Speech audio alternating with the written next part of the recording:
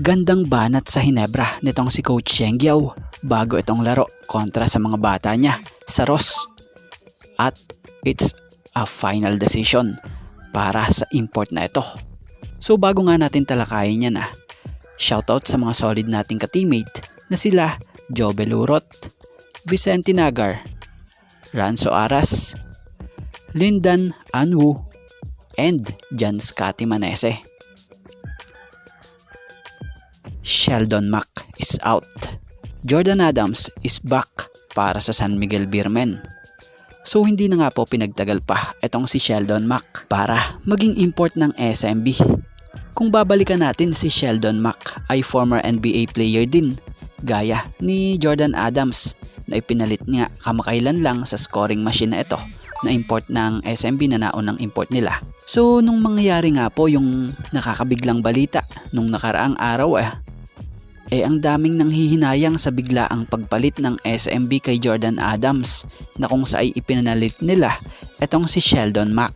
Pero kung gaano nga kabilis ang pagdating sa SMB ni Sheldon Mac ay siya din namang napakabilis ng pag-alis rin sa kanya ng SMB na kung sa ay after nga maglaro ng 1 game para sa SMB na kumamada ng 16 points, 1 rebounds, 1 assist, 1 steal, and 1 block ay napalitan din at ibinalik ng SMB ang pinalitan nito na si Jordan Adams. So legit na si Jordan Adams na ay magbabalik na para sa San Miguel Beermen or dito sa SMB. Dahil ayon sa post ng San Miguel Beermen sa kanyang FB page, credit po, muling magsusuot ng SMB jersey si Adams ngayong Biyernes kontra Phoenix Fuel Masters. At batay sa PBA rules, itong si Sheldon Mac hindi na pwede na ma-reactivate anymore. At mapunta naman tayo rito sa mangyayaring tapatan sa pangalawang pagkakataon na mangyayari ngayong second round ng PBA Governors Cup na Hinebra versus Rain or Shine. Nararamdaman ng araw ngayon nitong si Coach Cheng yung totoong barangay Hinebra. Dahil kung matatandaan nyo sa unang pagtatapat nila, tinalo nga nila itong barangay Hinebra. Pero ngayon, inaasahan ng nasabing Ross head coach na mas magiging prepared daw ngayon itong barangay Hinebra San Miguel kumpara nung first game nila. Dahil alam ni Coach Cheng Yao na galing noon sa off-season, so marami nga daw nang nangyayari gaya ng pagkakabisi ni Coach Tim sa Gilas. Tapos yung iba pang araw players may mga injuries.